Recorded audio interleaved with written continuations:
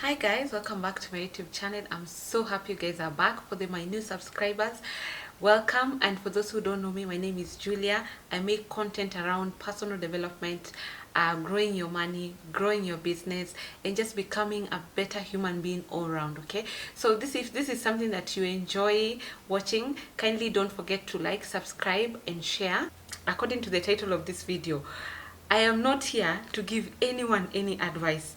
I'm here to talk about things that I feel, because I told you guys in my last video, which I'm going to attach here, the things that I wish I knew when I was getting married when I was 21. On this video is also, I'm just gonna layer on top of that video of the things that I keep thinking someone should just have told me. Guys, someone should just have told me. Okay, so I'm not talking about this from a place of I'm giving anyone any advice. I'm talking from a place of these are the things that I keep thinking people should talk about them freely, so that if anyone wants to get into a relationship or a marriage, they know what they are getting into. Okay, because even if you for example you're picking a course when you're going to university, right? So you know the positive, then you know the negative, then you make a decision knowing having known what is the positive side of this course and what is the negative side of this course. So my perspective is, why can't we talk about everything and then let people choose for themselves what they want to choose? They never talked about marriage in general. Of, you want to get married, yes, so I'm going to tell you the advantage and I'm going to tell you the disadvantage, and then you choose if this is something that you want to do. It was just, you're getting married, yay, we're getting married, that's a good thing. Like, or your aunts will keep asking you, when are you getting married, when are you getting married? But they never sit you down to tell you, this is what marriage is. There is a positive and there's a negative, and there are things that you need to know before you get into the marriage, and there are things that you will understand when you get into the marriage. Then you make an informed decision. An informed decision comes from a place of knowing both the positive and the negative aspect of anything. Okay, so that's what I'm gonna say. That's why I'm just gonna put this disclaimer, because I don't want anyone to say, oh, she's giving advice for what? I don't give advice. I actually don't even like talking about these things, but these things have to be talked about, right? Okay, so I've titled my video, dear young bride, young mother, marry your best friend.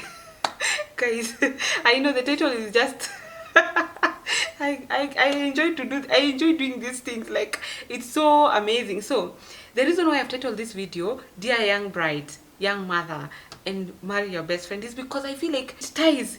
Dear young mother, then you become a dear young bride, then you become a young mother if God blesses you with a child or with children, and then now the person you're going to get married to plays a major role into this conversation, right? Number one, enjoy your single season. Guys, the way I've said, people keep looking at you like, when are you getting married, when are you getting married? They don't even give you an opportunity during your single season. For my single girls, I will say, enjoy your single season and don't rush. And even our parents should understand not to rush their daughters to get married for the sake of getting married.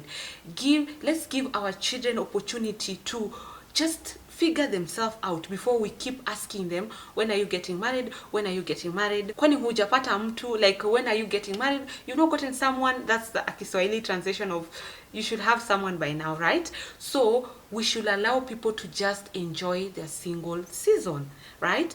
Because they will, if they ever want to get married, they will get married. But for you to keep rushing them out of their singleness, I feel like that's not right. So for me, this is what I will say. In your single season, for my young bride, sit down, listen to me as your big sister. I'm going to say this from a big sister, a loving big sister who loves you and wants the best for you, nothing else, right? Enjoy your single season. And in your single season, go back to school, right? Like, do what you need to do in your to propel your career. If you want whatever achievements you want to acquire, this is the time for you to do these things. Okay, establish your career. This is the time for you to get promotions, move one job to another, work in the country, work outside the country. Just advance your career as far as you think you can get, right? And if this is, and I'm saying this from a perspective of if this is something that you want to do, right? But please get something. And if you don't want to, if you're not advancing in terms of a career in the corporate, then set up a business for yourself or run a company, right? Just create your life in fullness in terms of your earning ability, your financial ability, right? It's so hard for you to establish these things when you're in a relationship or in a marriage, because so many things will happen, right? So I will say this, yeah? Have a fallback plan. Like, always have a fallback plan in terms of a career or a business that you have created, right? Because these things even give you confidence moving forward. Like, if you've grown your career, you have ability to earn in corporate, or you have ability to earn in business, it just gives you confidence to be able to hold your life in order. This is a season for you to find contentment and happiness fully, right? Like, this is the time for you to pour into yourself so that you're a complete human being, that you're not looking for a relationship to escape your loneliness, or looking for a relationship so that they come and feel something inside of you, right? So this is the time for you to figure out your find contentment within yourself and happiness that does not come from an external place, right? Okay, number 2, make yourself a priority, right? So that you do not become, let me tell you guys, if you're a young bride, meaning you have just gotten married, if you did not learn to be content and to be happy and to find happiness by yourself, then you're going to come into a relationship trying to let the other person to add on to you so that you're happy, okay? So when you are a young bride, this is something I will tell myself, because I'm not here giving advice to anybody. I'm not here giving advice to anyone. You just listen, right? What I will tell myself is, Julia, make yourself a priority. Because when you get married, every other thing takes a priority than you. So everything else becomes the center stage than yours. So you become the last thing that you think about. You make your kids a priority, you make your home a priority, you make the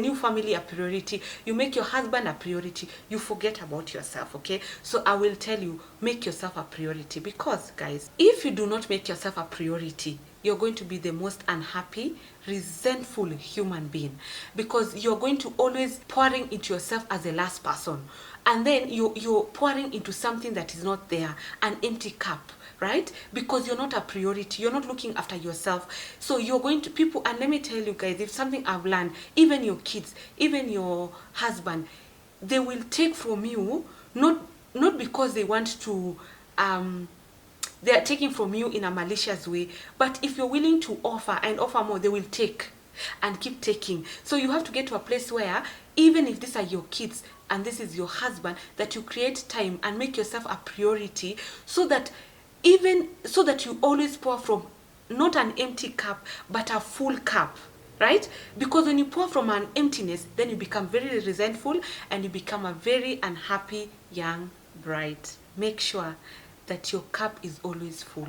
And I'm telling you, when you take an hour away from your kids, or an hour away from your, or a day away from your family, nothing bad is going to happen. I wish someone told me that these kids, they love you, and to see you happy is also their happiness. Because anytime you're operating from that the fumes, like you've actually run yourself to the ground, and now you're operating from fumes, you become a very angry person. And also the kids can see that my mom is not happy, or my and your husband will also see you're not happy, right? Fill your cup to the brim and be unapologetic about filling your cup, so that you never feel like these people are taking away from you, because the same people you're sacrificing for are the same people you're gonna feel resentful towards. You're gonna feel like they are taking so much away from me. So always get to a place where, if you need to take a day off to go somewhere and just recharge, do that. Or you need to have someone to come and help you so that you can go and just have a day off, make your nails. If not, just go for a retreat and just, quiet place, because probably you feel like you're run down, especially if you have young kids. Guys, let me tell you, especially if you have kids back to back, like you have this year, then next year, then you have kids back to back, it can be so draining. You love these kids, you love them to death, but sometimes you feel drained. And so now you start lashing out on them, you start becoming unhappy around it. So make sure you take time to just fill your cup. That's what I'm gonna say, because that is one of the things that I came to realize. And I'm going to say this also: when you are a young bride and you've gotten just a child, or you've gotten children, or you have 1 or 2 kids, that depends on, maybe some people just get married and they have twins, some people get married and they have one and they space, and some people have one and then another one comes, and some people don't get kids immediately. Okay, so this is different dynamic. Your body will change when you have kids, right? So you start feeling like your confidence is going down, because everything has shifted, especially when you're breastfeeding, or your body just changes when you carry a baby, right?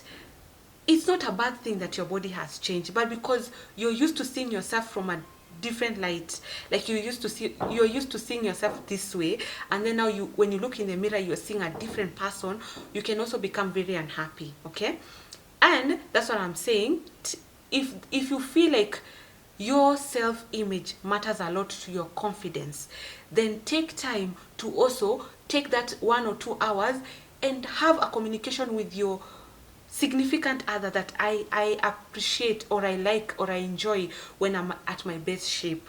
So this 1 or 2 hours is when I'm gonna go to the gym, or I'm gonna go walking, or I'm gonna do some sort of exercise, for the sake of my mental health, for the sake of how I look. Because if I don't look good, I still feel bad, and then I feel like my confidence is coming down. So take the time to understand the things that will make you always be yourself in this marriage, right?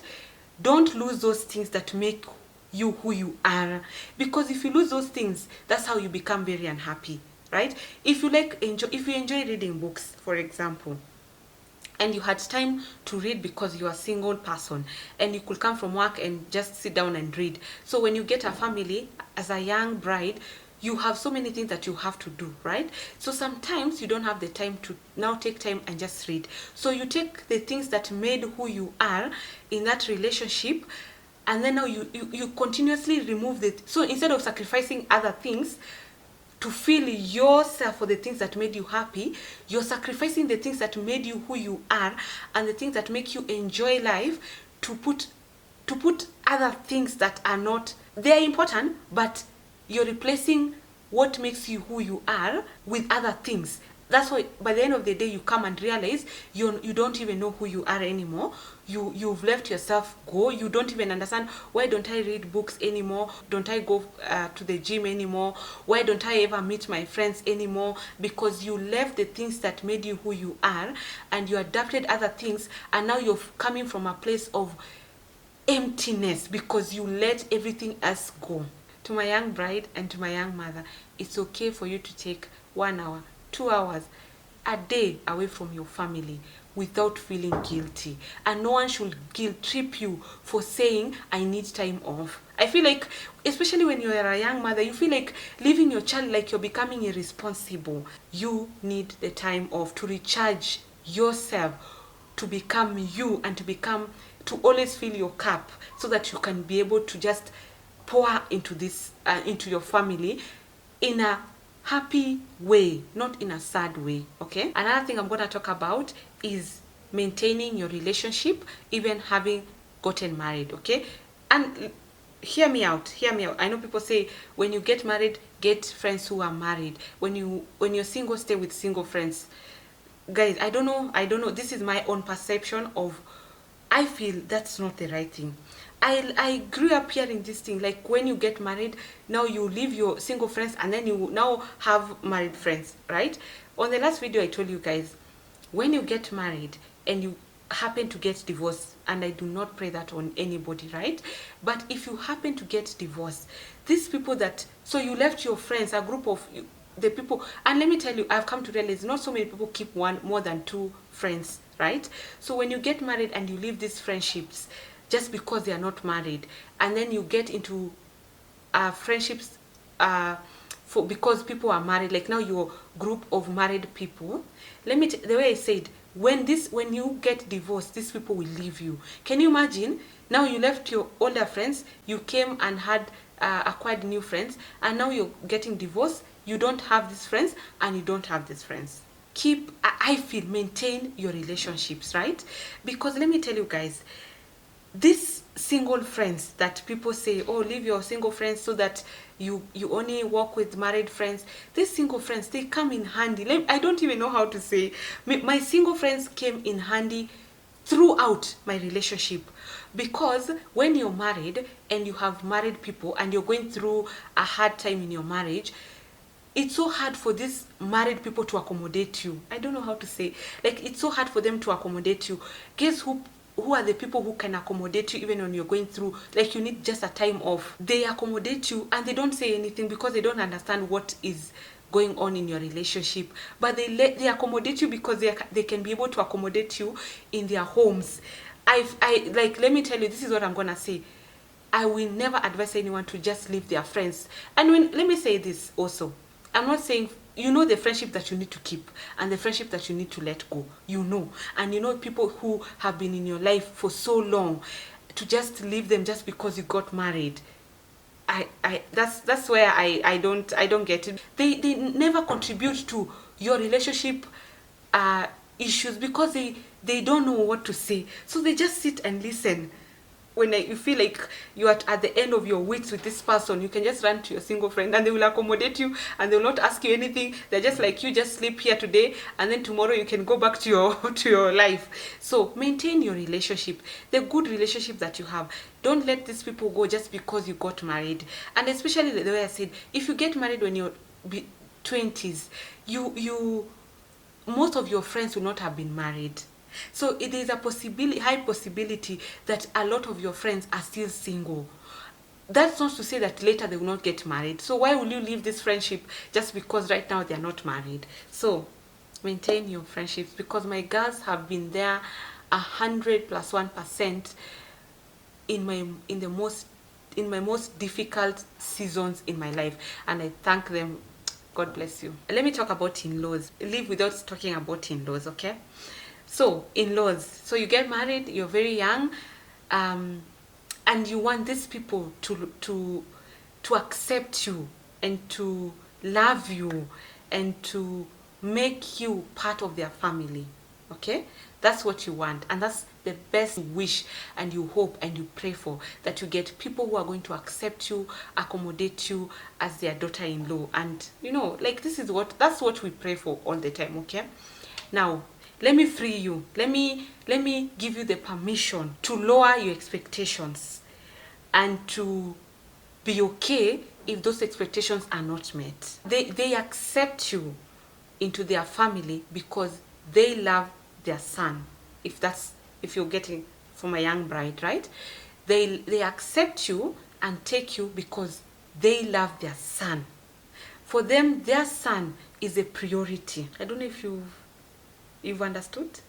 So if their son is a priority to them and they love their son, for that reason alone, they will accept you. But please don't mistaken the love they have for you independent of their son. If anything happen and their son stop loving you, they will not continue to love you or to accept you as a daughter. I don't know, is that the way to communicate? I want to say it in the most respectful manner. If you happen, and it happens that your husband no longer is attached to you, and he happens to be attached to someone else, they will love the other person. Because for them, the reality of the matter is their son is the priority. So free yourself from wanting to people please. Free yourself for wanting to be taken as a daughter. Free yourself from, because the minute you realize that their love is dependent on them loving their son, you're going to stop the people, let me say the people pleasing. You're going to let go of the people pleasing, and you're going to maintain a respectful relationship. It doesn't have to be a loving relationship. It can be a respectful relationship, meaning you respect these parents as your new parents, but you have no expectations the way you will expect your parents to love you. I'm going to say that because I don't want to say it in a way that deems like the in-laws are not good people or you're not a good person. No, I'm not saying that. I'm freeing you from just expecting them to love you and to go beyond and above for you just because you've been married in that home. Because let me tell you, people don't respect people who people please them, right? If you get into a marriage as a young bride, you want to please your husband and please your in-laws and please everybody from your husband's side, and now you want to be like, you want them to accept you, and you think that they have to integrate you into their life. Can you imagine? They have never met you, they don't know you, they just know you because their son brought you home as a new wife. Do you understand what I'm saying? Do you understand what I'm saying? They don't know you. They have never known you. Like, they have never known you until the day the son came and said, I want to marry this girl. And I love this girl. And because they love their son, so they say, welcome home, my daughter. Because my son has chosen you to be the wife. So let me put a question out there. If your husband was to stop loving you at any moment in their life, and they chose another woman and they brought home to their parents and say, Mom and Dad, this is the person I love now, do you think they will not love this woman or this girl? Will they continue loving you and loving this woman? And let me tell you, even the in-laws who try their level best even after a relationship has broken down, like in terms of just making sure they check up on you for the sake of the kids that you have with their son. I'm just gonna say that. Like, I'm gonna say that without so they will check up on you because you have kids that belong to their son, and so they want to continue with this relationship, not because of you, because of the kids that belong to their family. That's what I'm gonna say. So free yourself and just do you, and just take care of yourself, right? I don't know what to say after that.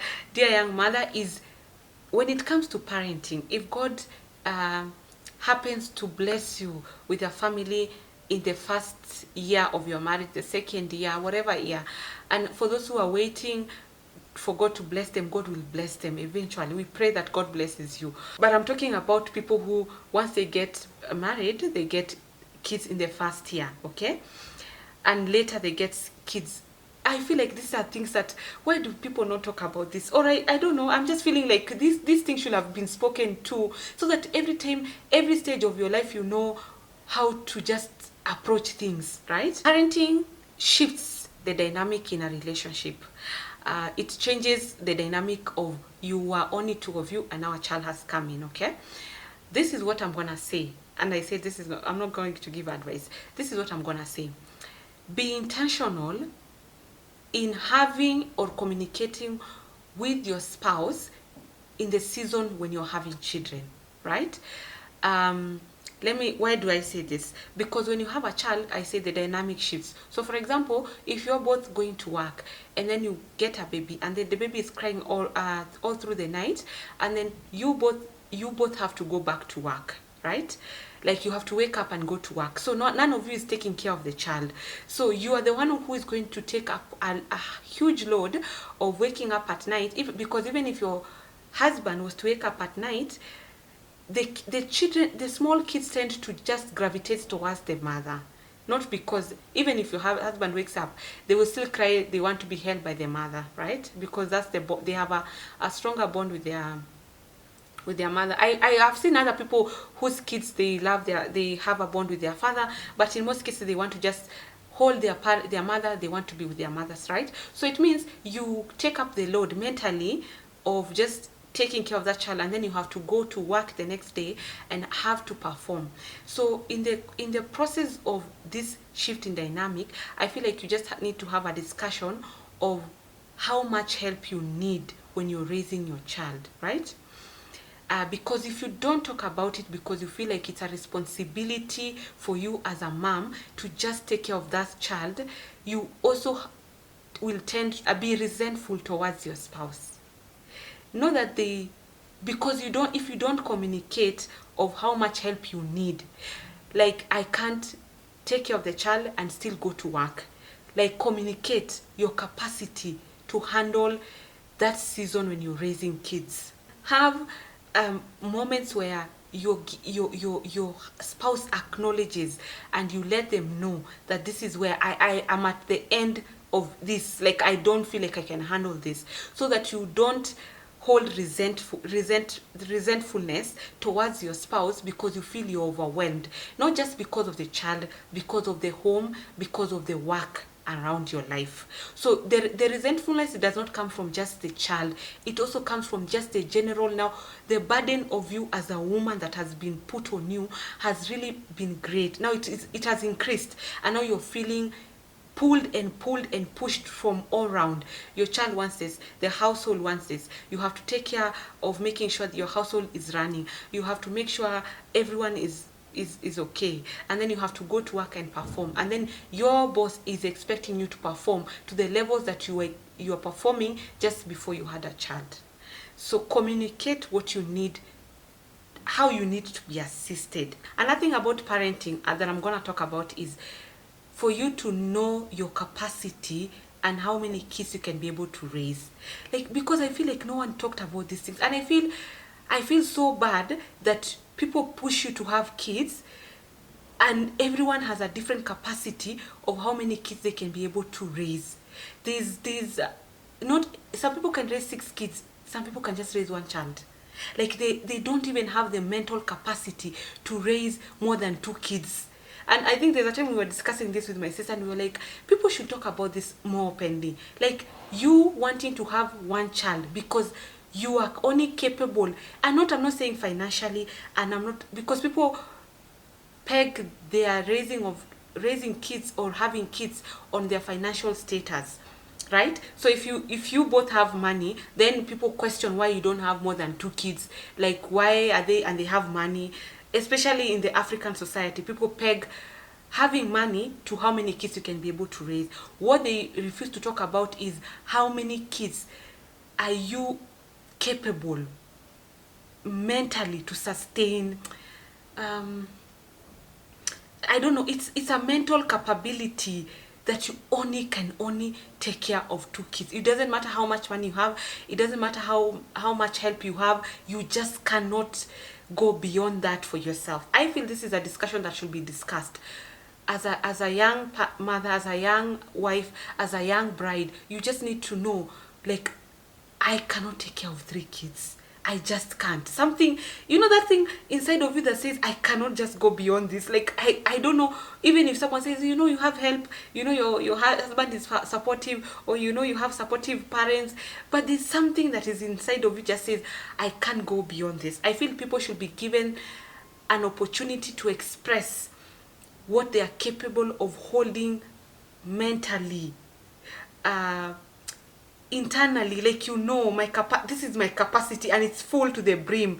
Because if you don't do that, and you allow the voice of the society, or you allow people around you to just talk onto you, so you have kids, you continue having kids, they're like, you should have 4 kids, or you should have 3 kids, or you should have 2 kids, and when you sit down with yourself, your capacity is only 2 kids. Another thing that I've come to, I don't see people talking about, is that you are going to be a different mother to every one of your child. Okay, let me explain, guys.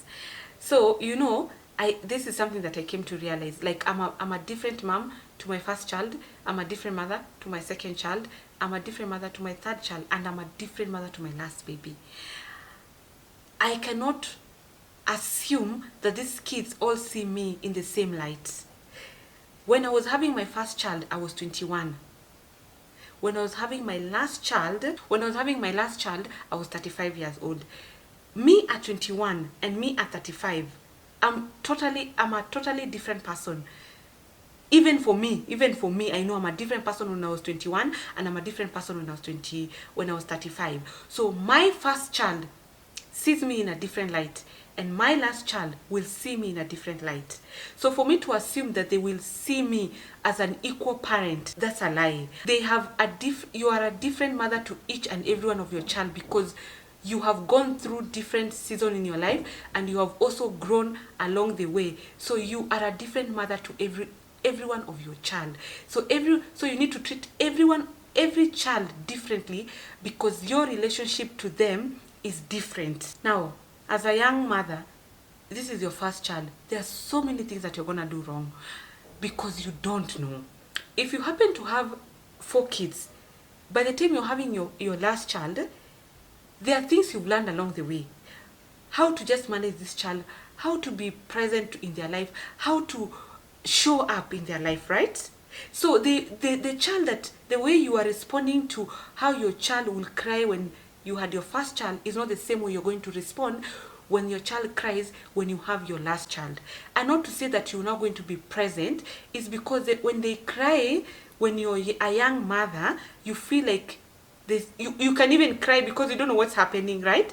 So when you're having your last child and they cry, you sort of know that they are crying probably because they are hungry or they are sick, and you don't feel shaken up, like you don't feel unregulated in a way that, like, you don't feel like you need to rush and be there, and now something is wrong with my child and nothing is going to happen, and you can't even eat. So you have known how to manage yourself. So can you see the difference, that your first child saw you unregulated, like they grew up knowing like my mom is going to be angry or sad. Okay, that's what I'm going to say, right? So you have to treat your kids differently, because they see you as a different mother.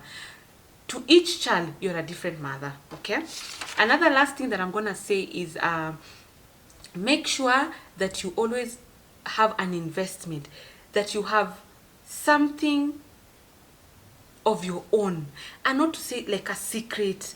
You know, people say, oh, when you get married, your finances become one, right? Which that is how it should be, right?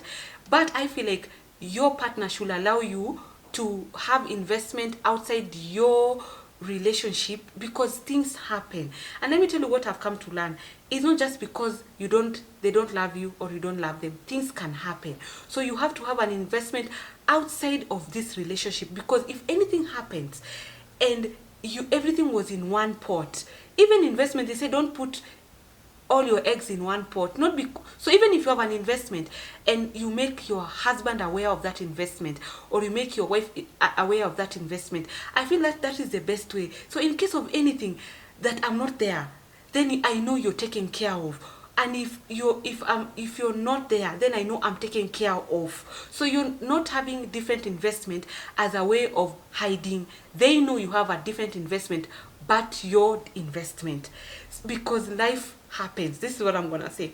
Life will happen, and if you don't have your own, you're going to be out in the cold with your kids. And for even that partner not to think about that in that light of, if anything was to happen and they came for everything that we have because I messed up somewhere, then I'm going to put my family in a very difficult situation. For you to allow your wife to have their own thing, their own investment, is just to take care of them, so that in case of anything, you know she's taken care of, right? So you have to have this conversation of, something has to be for you and not for hiding. Your spouse knows you have that investment. So you have to be very careful how you do investment, jointly and also separately. Okay, so this is what I'm gonna say. Please make sure you don't abandon yourself in the journey of becoming a young bride, becoming a young mother. And the most important thing, always be in a relationship or marry someone who is your best friend, and have a life outside your marriage. Have something that are your hobbies, something that you enjoy doing, something that replenishes you outside this marriage thing. Okay, and take care of yourself. Be make sure you're also working on your career, you're working on your hobbies, you're becoming your own self in this relationship. Because if you become entangle yourself, and let me tell you guys, and that's why you see people who get married and they leave married, they don't know who they are anymore, they don't know what to do, they don't know where to start, because they were so in tune in that relationship that they do not know how to not be in that relationship, right? So you have to make sure that whatever you do, that you also have the ability to stand on your 2 feet, like you are your own person. You don't resent that relationship because it has taken everything away from you, right? So just in the comment below, probably say something that you think you can tell your younger sister who is a young bride, a young mother, right? And thank you very much for watching, and I will see you on the next one.